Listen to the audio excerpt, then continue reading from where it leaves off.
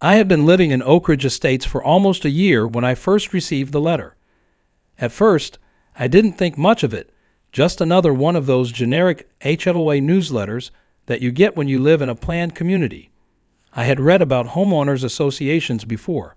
They were supposed to keep the neighborhood looking nice, prevent the chaos of people doing whatever they wanted, and maintain property values. Fair enough. The letter was signed by Karen, the HOA president, and while her name was just another name at first, the tone of the letter soon told me she wasn't someone you wanted to cross. It started with the usual polite formalities, a greeting about the beauty of our community, and how she appreciated the homeowners who helped keep Oak Ridge Estates a desirable place to live. But then it got specific. Apparently, I had violated a minor but important rule. My lawn was slightly overgrown. The HOA's guidelines dictated that grass must be trimmed to a certain height at all times, and I had let it grow a few inches beyond the allowed length. The letter was polite, but it was clear there was a sense of urgency behind it. Please ensure this is rectified by the end of the week, or further action will be taken. I was shocked. My lawn wasn't even that bad. A few blades of grass were taller than the others, sure, but it was nothing that a quick mow wouldn't fix. Still, it was my first encounter with the HOA, so I decided to take it seriously. I rushed home that evening after work and fired up the lawnmower. As I was cutting the grass, I couldn't help but wonder if this was normal. Could they really send a letter for something as trivial as this? I didn't see any of my neighbors mowing their lawns every week, so why was I being singled out? A couple of days passed, and I thought that would be the end of it, but then another letter arrived, this time a little more forceful. It was another warning about the lawn, but now it included a fine of $25 for the inconvenience my untidy lawn had caused the community. That's when it hit me. This HOA wasn't just about keeping the neighborhood in shape. It was a machine that ran on rules, fines, and micromanagement. And worse yet, it was designed to be petty. I wasn't the only one in the neighborhood getting these strange notices either. Jim, my next-door neighbor, had also received a warning about his mailbox. According to the HOA, it didn't comply with the community's aesthetic standards because it was a little too rustic. Jim, who'd lived in Oak Ridge Estates for over 20 years, had never heard of such a rule before, and neither had I. His mailbox was a simple wooden box, no different from the one I had in front of my house. Yet the HOA demanded he replace it with one of their approved modern mailboxes, which came with a steep price tag. I decided to pay Jim a visit to share my frustrations. Jim was a tough, no-nonsense guy, the type of person who had seen and experienced a lot in his life, mostly due to his years of military service. But the look on his face when I told him about my fine was telling. He wasn't angry. He was disappointed. "This is how they get you," he muttered, shaking his head. "They start with something small, like a lawn, then they move on to the mailbox. And before you know it, you're playing by their rules, no questions asked." It was then that I realized this was no accident. The HOA wasn't just enforcing rules for the sake of a pristine neighborhood. No, this was about power. Karen and her HOA board had the community under their thumb, and they were looking for any excuse to keep things in line or to impose fines. What started as minor annoyances quickly grew into something much more insidious. That night, as I sat in my living room, I heard Karen's voice booming from her own home down the street.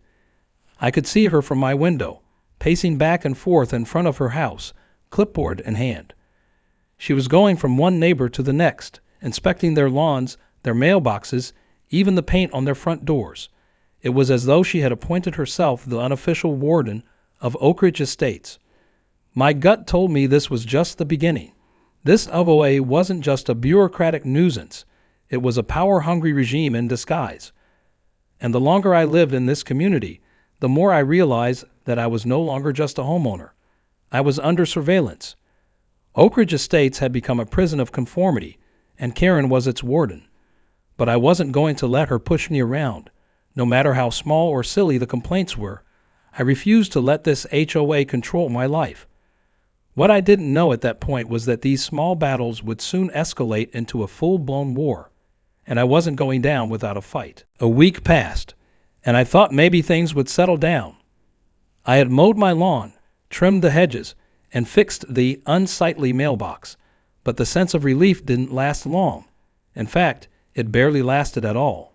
One morning, I was sitting down with my coffee when the next letter arrived. It was official-looking, stamped with the HOA seal, and of course, signed by Karen. The moment I opened it, my stomach dropped. This letter wasn't a polite suggestion or a mild reprimand. It was a fine. Due to your violation of the Oak Ridge Estates vehicle standards, it read, a fine of $150 has been levied. You are required to remove the vehicle from your driveway immediately. Further action will be taken if this violation is not corrected within 48 hours. I blinked a few times, rereading the letter. My car. What was wrong with my car? It wasn't a luxury sports car or a rusty old clunker. It was a practical, mid-sized sedan. Sure, it wasn't the same beige color as everyone else's vehicles, but that wasn't something I'd ever been told was an issue. I grabbed my phone and called Jim. If anyone would have an answer, it was him.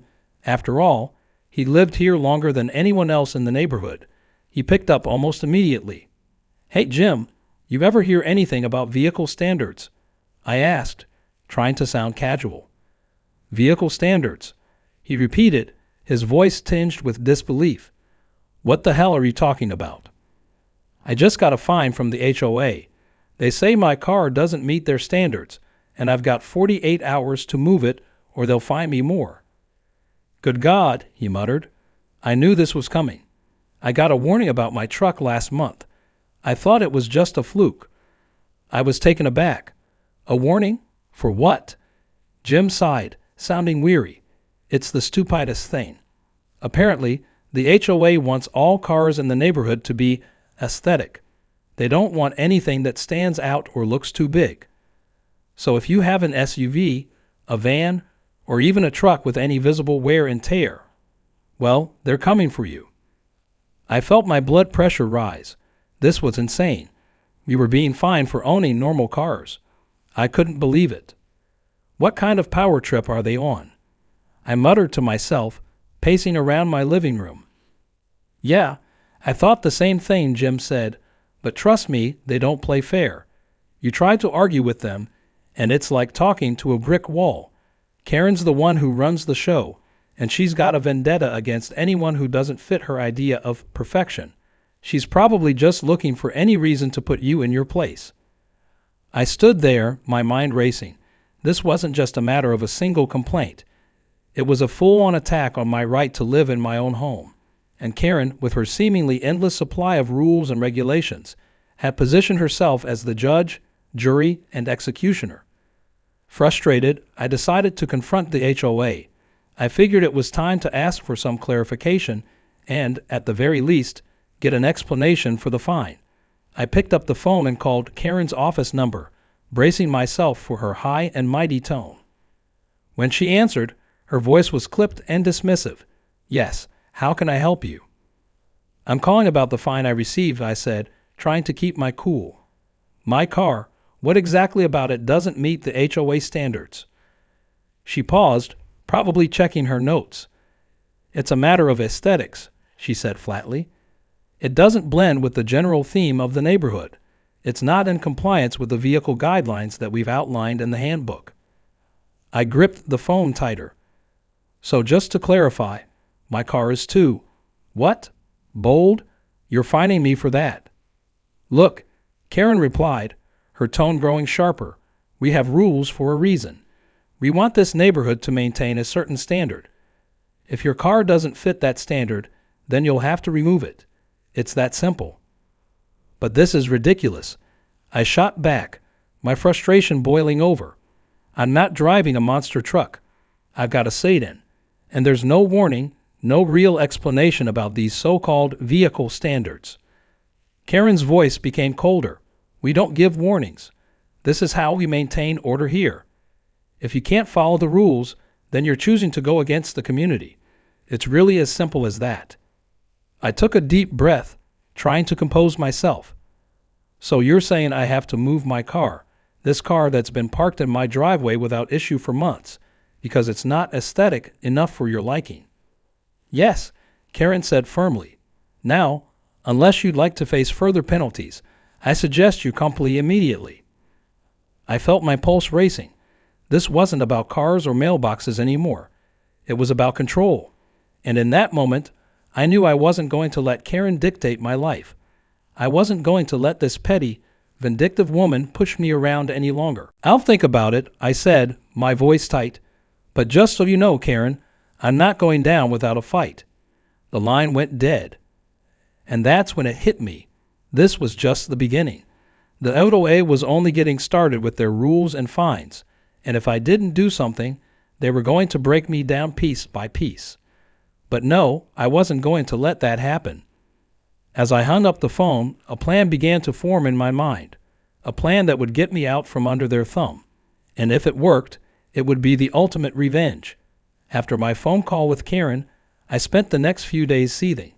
The more I thought about it, the more ridiculous it seemed. A fine for my car, for not blending in with the neighborhood. It was absurd. But Karen wasn't just being petty. She was relentless. And the more I interacted with her HOA, the more I realized just how deep this issue ran. It wasn't about my car or my lawn.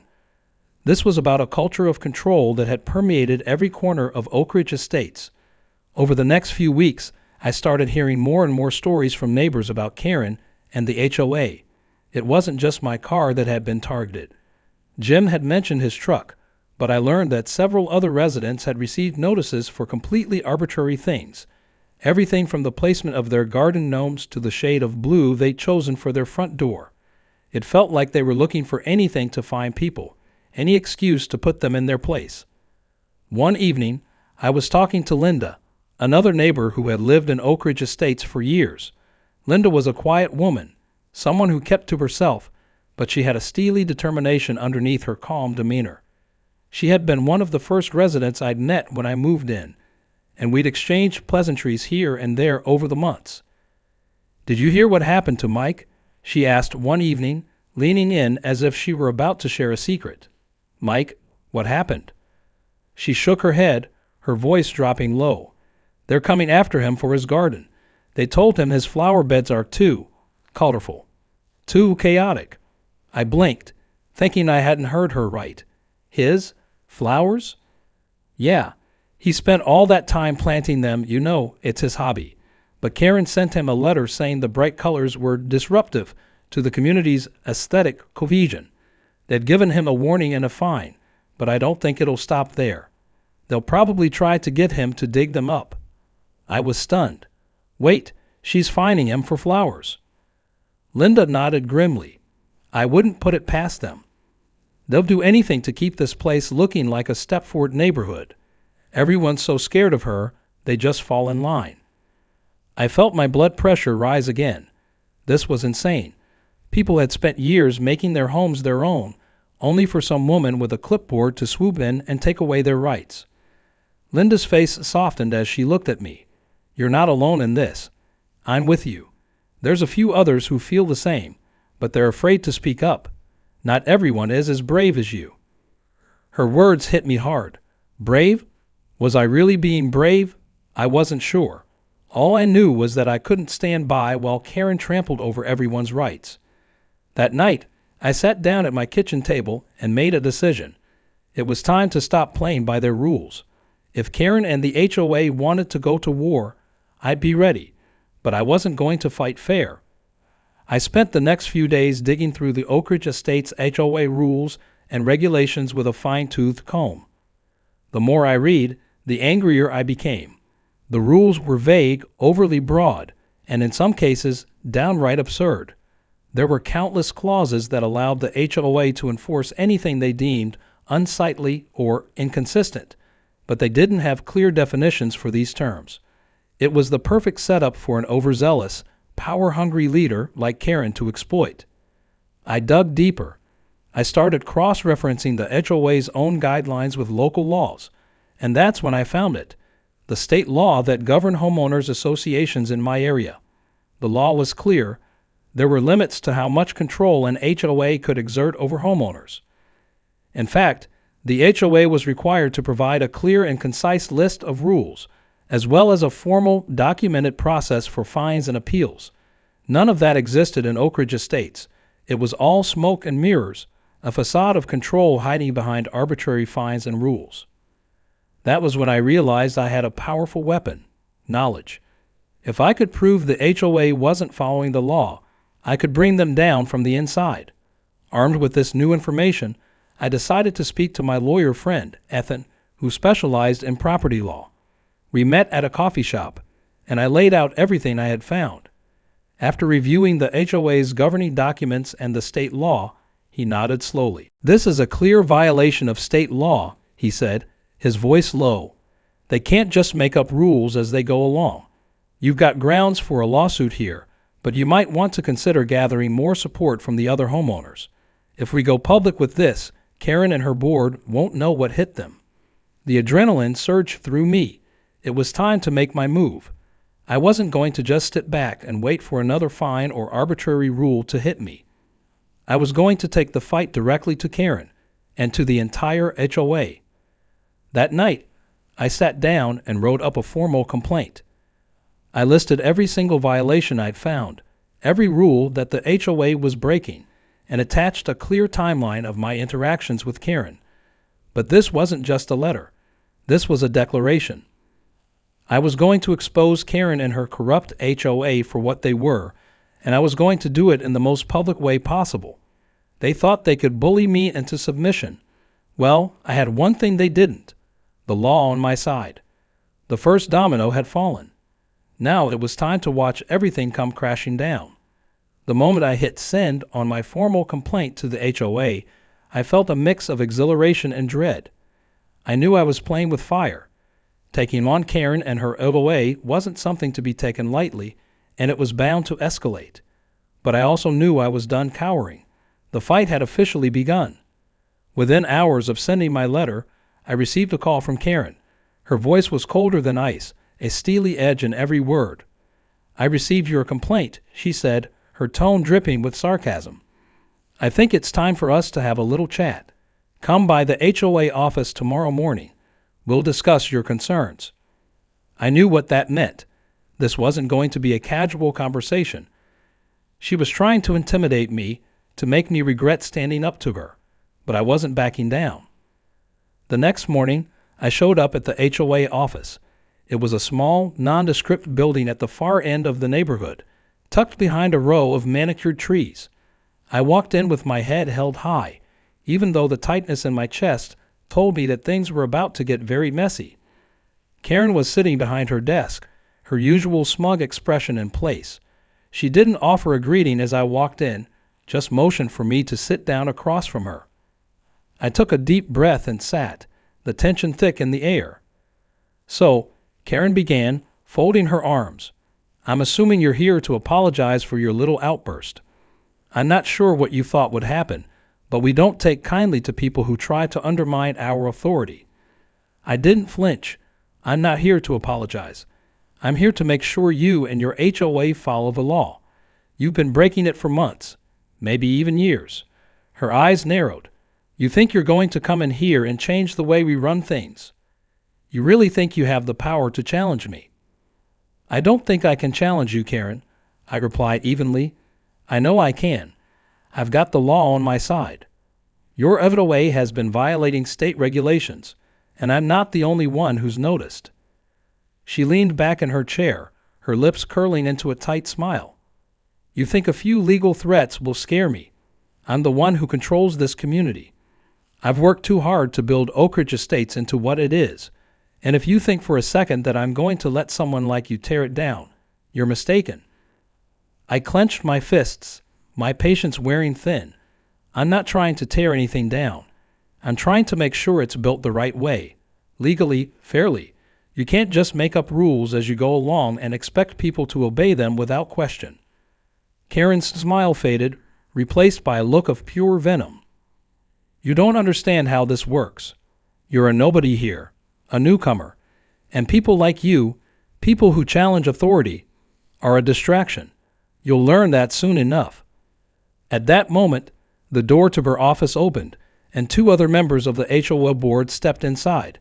I recognized them both, Gary, the secretary, and Diane, the treasurer. They stood behind Karen, arms crossed, their expressions tense but neutral. "We're here to discuss your complaint," Gary said, his voice almost a sneer.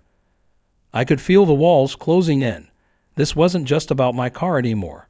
Karen and her board had turned this into a power struggle. They'd wanted to break me down, make an example of me, show everyone who was in charge. But I wasn't going to let that happen. "I'm not backing down," I said, my voice firm. "If you don't reverse these fines and start following the law, I will go public with everything. I'll expose this HOA for what it is, a corrupt, self-serving organization that's been manipulating the community for years." At that, Karen's face twisted in rage. "You wouldn't dare," she hissed. "Do you think people will take your side over mine? This is my neighborhood. I'm the one who's kept it in order, and I'm the one who will make sure you're driven out of here. You don't know what you're dealing with." For a moment, I could see the panic flicker in her eyes. She was trying to maintain control, but I could tell she was rattled. My threat had landed. She wasn't as untouchable as she thought. "Look," I said, trying to keep my voice steady, "all I want is for this HOA to follow the rules. No more arbitrary fines, no more vague threats. Just follow the law." Karen stood up abruptly, slamming her hand on the desk. "You think this is a game?" she spat. "You think you can come in here and tell me how to run my community? Fine. You want a fight? You got one." Her words hung in the air like a challenge, a declaration of war. The rest of the board members looked uncomfortable, but none of them said a word. It was clear they were too scared to stand up to her. But I wasn't scared anymore. I'd reached my breaking point, and I knew I wasn't going to take their crap any longer. "I'm not going anywhere," I said, standing up to face her. "And neither are the people who support me. You'll see. This isn't over." As I walked out of the office, I felt the weight of the battle ahead of me, but there was no turning back now. Karen had thrown down the gauntlet, and I was ready to pick it up. I was done being intimidated. The HOA had crossed a line, and now they were going to pay the price. This wasn't just a fight over lawn care or mailboxes anymore. This was about standing up for what was right. And I was going to make sure they learned that lesson the hard way. After my meeting with Karen and the board, I could feel the storm brewing. The tension in Oak Ridge Estates had shifted from a low, simmering annoyance to a full-blown war. Karen's threats weren't just empty words. They were meant to intimidate me, break me down.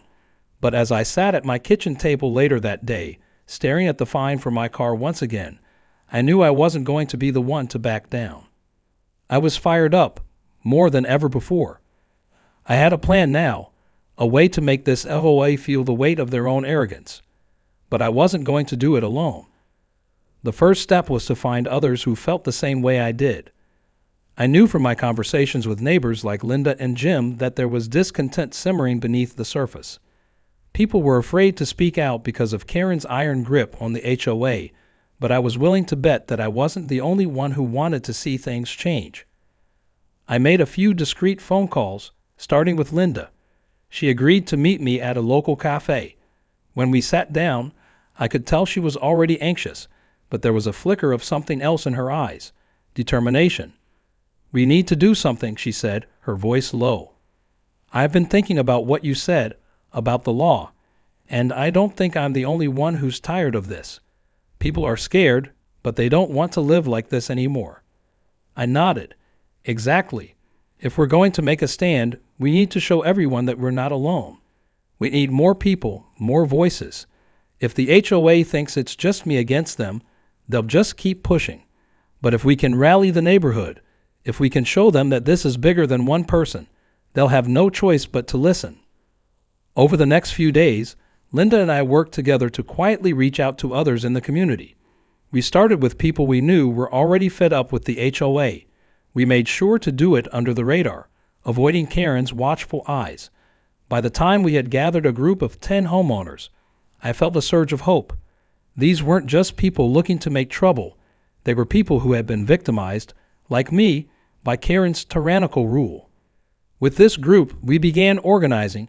We held small, discreet meetings, brainstorming ways to push back. Some of the residents were more hesitant, worried about the consequences, but the majority were eager for change. They were sick of being fined for minor infractions, sick of having their lives controlled by Karen's obsession with conformity.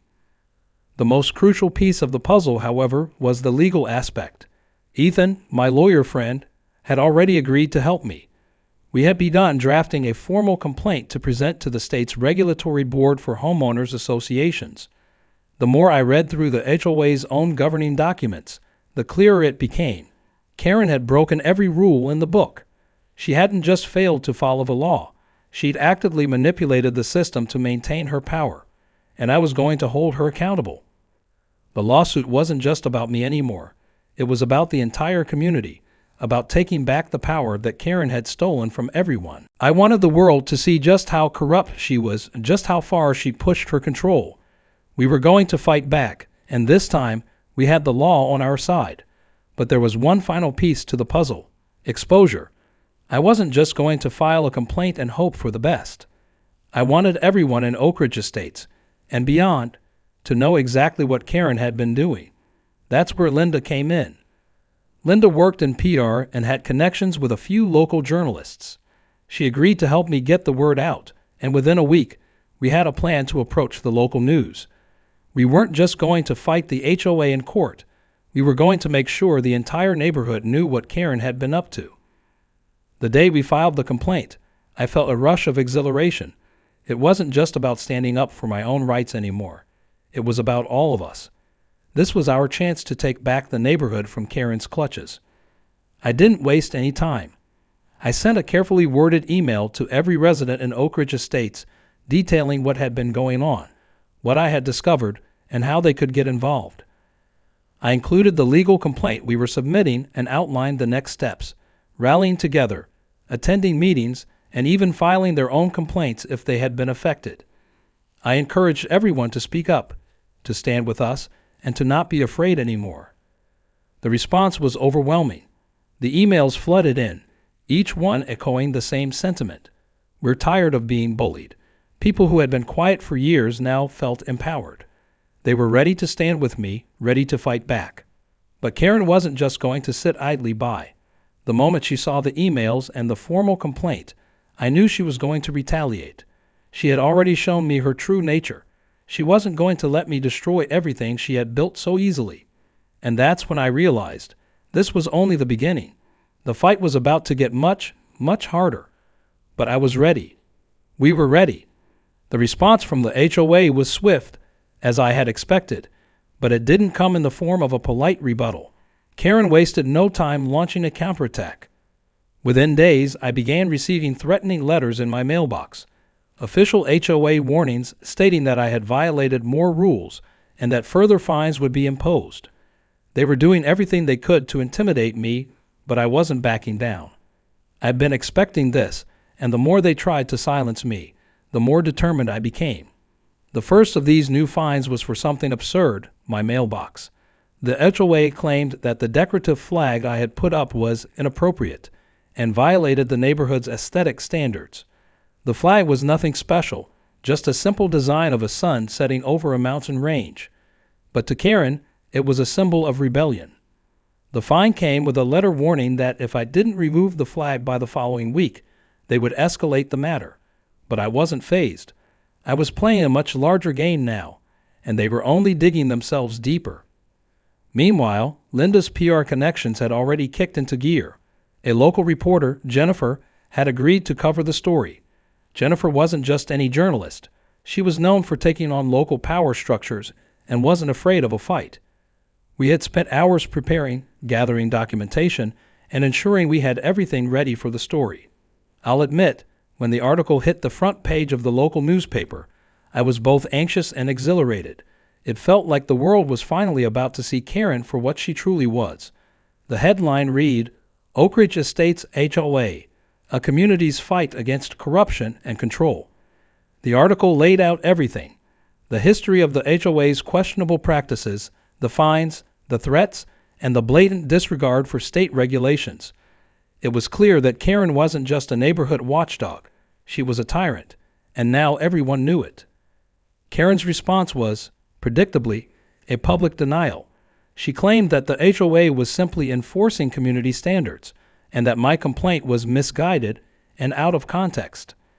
She even tried to shift the blame onto me, saying that I was stirring trouble and causing unrest in the community. But the damage had already been done. The truth was out there, and it was only a matter of time before more and more residents started to realize they weren't alone. As the days passed, support for my cause grew. People started coming forward, some anonymously, others not, to share their own stories. One woman, Susan, told me how she had been fined for painting her front door a shade of red that the HOA deemed too bold. Another neighbor, George, explained how he had been threatened with foreclosure over a dispute about a tree that had grown a little too large. Each story was more outrageous than the last, and it was becoming clear that Karen's reign was built on nothing but fear and manipulation. But the real turning point came when the State Regulatory Board, after receiving multiple complaints from me and others, agreed to investigate Oak Ridge Estates. I'd done my homework, and I knew the laws. I had collected enough evidence to prove that the HOA had been violating state regulations by failing to provide clear guidelines, by arbitrarily applying fines, and by violating homeowners' rights. The state's involvement was the crack in Karen's armor, and I could see the panic setting in. I knew that Karen would fight back with everything she had. And sure enough, she started making desperate moves. She called emergency HOA board meetings, trying to get them to rally behind her. But there was an unmistakable shift. For the first time since I had moved into Oak Ridge Estates, there was visible dissent on the board. Gary, the secretary, was noticeably absent from several meetings, and Diane, the treasurer, began speaking out more openly, questioning some of Karen's actions. Rumors swirled that she had even privately reached out to some of the residents in support of my cause, though I couldn't confirm it. Despite her best efforts, Karen's grip was slipping. At the next HOA meeting, she tried to assert her authority once more, but this time something was different. The room felt tense, like the calm before a storm. More residents showed up than ever before, and instead of blindly following her commands, they were questioning her every move. Some voiced their support for my actions, some simply wanted peace, but all of them were tired of living in fear. Then, during the meeting, it happened. A local attorney, a man I had never seen before, stood up and addressed the board. He introduced himself as a legal advocate for homeowners and announced that he had been contacted by several residents regarding Karen's unlawful practices. The moment he spoke, the room went silent. Karen's face turned pale and her hands trembled. The attorney informed the board that the state had received numerous formal complaints and that an investigation was now underway. He didn't mince words. Karen and the board were in serious legal jeopardy. The weight of the situation hit Karen like a ton of bricks. Her usual bravado evaporated, replaced by defensiveness and anger. She tried to argue, but the room was no longer on her side. It was clear now that the entire community was watching, and for the first time, Karen's power wasn't just being questioned, it was being shattered. As I sat back in my seat, I realized that this was it. This was the turning point. The HOA's downfall had officially begun, and with it, Karen's reign of terror was over. But this wasn't just about winning a fight. It was about something much bigger. It was about reclaiming our rights, our community, and our sense of dignity. This was far from over, but I knew now that victory was within reach. The day of the final showdown between Karen's HOA and the homeowners of Oak Ridge Estates felt like the culmination of everything that had happened in the past few months. Tensions had been steadily rising since the State Regulatory Board got involved, and the community had never been more divided. Support for me and my cause had only grown stronger, and with each passing day, Karen's control over the HOA seemed to weaken. But Karen was not one to go down without a fight. The HOA called an emergency board meeting, and it was clear from the start that they were in damage control mode. The meeting was held in the community center, a large hall that could hold about 100 people. For the first time, it was packed.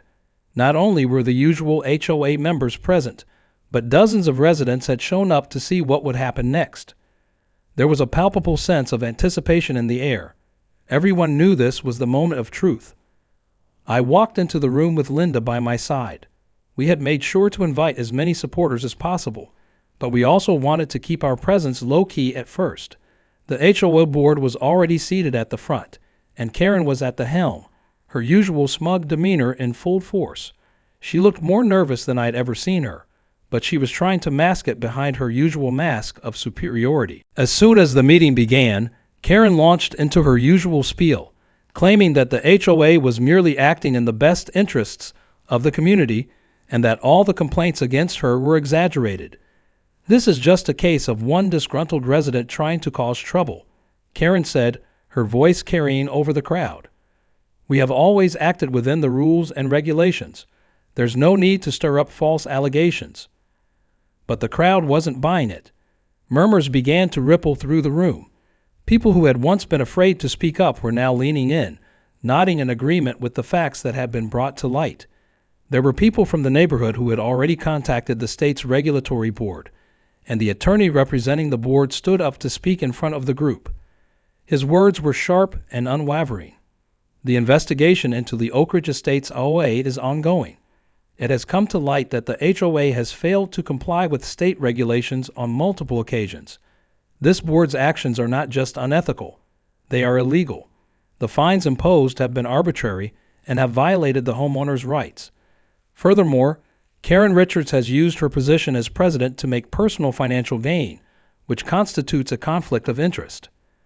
There was a sharp intake of breath from the crowd, followed by the sound of people whispering among themselves. The truth was out now, and there was no denying it. Karen's face turned a deep shade of red, her hand trembling as she gripped the edge of the table. She tried to speak, but the words caught in her throat. The attorney continued, unrelenting. It is my recommendation that the HOA cease all further fines and penalties until the investigation is concluded. Additionally, I advise the board to consider Karen Richards' position as president, as it appears that her actions have violated the terms of the HOA's own bylaws. If the board does not act accordingly, I will be forced to recommend further legal action. The room was dead silent. All eyes were on Karen now, waiting for her to respond, but it was clear she had lost control. Her once confident demeanor was shattered. She stumbled over her words, trying to regain her footing. This is ridiculous. You can't just come in here and accuse me of anything. Karen's voice cracked, a desperate attempt to salvage the situation. But it was too late. The board members were visibly uncomfortable, exchanging uneasy glances. Some of them, like Gary and Diane, had been quietly turning against Karen in recent weeks. Gary, who had once been a staunch ally of Karen, stood up and addressed the crowd. I think we need to reconsider the way things have been handled, Gary said, his voice low but firm. I've seen the evidence, and I believe the community deserves better. We can't just ignore what's happening here. Diane followed suit, her voice steady. I agree. We've been blind to the concerns of the residents. It's time to put the interests of the people first. There was a noticeable shift in the room. The majority of the board members, once loyal to Karen, were now expressing doubts. The weight of the evidence and the growing public support for my cause were too much for them to ignore. The atmosphere in the room had shifted from one of fear to one of defiance. Karen looked like she was about to explode. This isn't over, she spat. I'll fight this until the end. I will not be bullied out of my position. But her words fell flat. The board was no longer listening to her. It was clear that her influence had evaporated in the face of overwhelming evidence. Karen's grip on power was slipping away faster than she could process, and she knew it. The attorney stepped forward again. It's not too late to make things right, he said, addressing the board. The residents of Oak Ridge Estates are calling for change. I urge you to consider your role in this matter carefully. There was a long silence as the board members exchanged final glances. Finally, Gary spoke up again. I motion that Karen Richards be removed from her position as president of the HOA, effective immediately. It was over. The vote passed. The community had spoken. Karen, stunned and defeated, stood up slowly, her face drained of color. The room erupted into applause, the noise deafening. For the first time in a long while, the residents of Oak Ridge Estates felt free. I stood there, watching Karen retreat to the back of the room, knowing that the war was finally won. She had been ousted from her position, and the future of the community now rested in the hands of those who truly cared about it. The HOA was about to undergo a major overhaul, and I knew this was just the beginning. But as I looked around at my neighbors, now smiling and talking freely, I knew we had achieved something much bigger than any single victory. We had taken our neighborhood back. And Karen, she had underestimated the strength of the community, and now she would have to face the consequences of her own actions. It was a sweet, sweet victory. The days following the meeting felt surreal. The air in Oak Ridge Estates had changed, and it was almost as if the entire neighborhood had exhaled a collective sigh of relief. Karen's downfall had been swift, but it had come at a price. The battle had taken a toll on everyone involved, but the victory was undeniable. The HOA, once ruled with an iron fist, was now in chaos, struggling to regroup in the wake of Karen's ouster. The community was different too. People who had once been afraid to even talk to one another were now engaging, sharing their stories, and celebrating the triumph of fairness over tyranny. The change wasn't just about the removal of one tyrannical leader. It was about a new sense of empowerment that spread throughout the neighborhood. People who had been silent for years now spoke freely, confident that their voices would be heard. The board members who had stood with Karen for so long quickly realized that their positions were no longer secure either. Gary, once her strongest ally, now found himself in the hot seat. The community wasn't ready to just move on. They wanted accountability. There was talk of holding a new election to choose a more responsible board. Diane, who had turned against Karen in the end, stepped forward to support this initiative. She was no saint, but she was honest about the need for reform. Within a week, we had a new board in place. The process was transparent, with residents casting votes for candidates who were known for their dedication to the community, not their desire to control it. It was a major turning point for Oak Ridge Estates, a shift from fear to freedom, from silence to solidarity. As for Karen, she didn't take her loss lying down. A few days after her removal, she sent a formal letter demanding that the decision be overturned, threatening to take legal action. But it was nothing more than a last-ditch attempt to save face. By then, the community had rallied so strongly that even the thought of her returning was laughable. The HOA's attorney made it clear that she had no legal grounds to reverse the decision. The people of Oak Ridge Estates were done with her. She had made one fatal mistake, underestimating the power of the residents when they stood together. Karen's retaliation came in the form of petty acts of vengeance, unnecessary and frustrating, but ultimately harmless. She tried to get back at me, sending small fines and continuing to nitpick at anything she could, but the board quickly shut her down. The new board members were determined to make sure the residents came first, and they worked to reverse some of the most absurd fines that Karen had imposed. One of the first things they did was announce that any outstanding fines imposed during Karen's reign would be nullified. It was a relief for many, including Linda, whose mailbox fine had been one of the first I'd heard about. People who had been wronged were finally seeing justice. For the first time in ages, people felt like they could breathe easy in their own homes again. I'll admit, there was a small part of me that was already planning what came next. This victory wasn't just about taking down Karen. It was about ensuring that something like this never happened again. The HOA had been corrupted, and it had to be rebuilt with accountability, transparency, and a focus on the well-being of the community, not just the whims of a few powerful individuals. The new board was committed to that vision. They sent out community-wide surveys asking for input on how to make Oak Ridge Estates a better place to live. They didn't just assume they knew what was best. They actually asked the residents. There were meetings where people felt like their opinions mattered, where we could voice concerns without the fear of retaliation. It was, in a way, the community we had all hoped for when we first moved in. In the end, Karen faded into the background, her name becoming something of a joke among the residents. No one spoke to her much anymore, and she was rarely seen around the neighborhood. It was almost as if she had been erased from the fabric of Oak Ridge Estates, a ghost of the past. As for me, life slowly began to return to normal. I was no longer the enemy of the HOA. I was a symbol of the power of standing up for what's right. People who had been quiet before now came up to me in the streets. thanking me for giving them the courage to fight back. I didn't want to be a hero. I just wanted to make sure my home and my neighbors could thrive without fear. In the end, the HOA did reform, and it was better for it. They learned that the community's voice couldn't be silenced, and that those in power had to act with respect and responsibility. They learned that an HOA isn't a tool for oppression. It's a tool for maintaining harmony and order, not control and fear. As for Karen, her time had passed. She had tried to wield power, and in doing so, had ultimately destroyed it. She didn't just lose her position. She lost her credibility, her respect, and the community she had once tried to control. But that was her own doing. Oak Ridge Estates flourished again, not because the HOA was perfect, but because we, the residents, had learned to stand together. We were no longer just homeowners. We were a community. And the lesson was clear. Never let anyone, no matter how powerful they seem, take away your voice.